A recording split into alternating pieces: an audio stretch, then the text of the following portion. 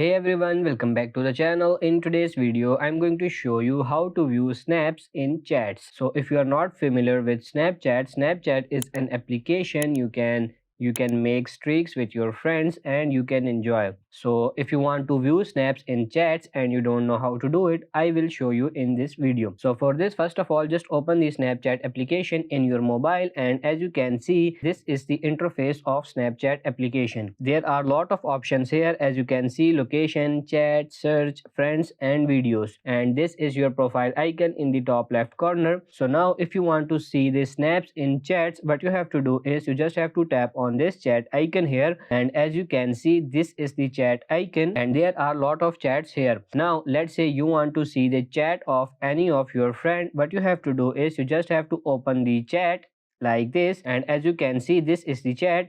Now let's see, I want to see the snap, so just tap on this new snap, and as you can see, that's how I can view the snaps of my friends. So that's how I can view the snaps in chats, and that's how you can view snaps and chats. I hope this video was helpful. If it is, like it and subscribe to the channel. Thank you.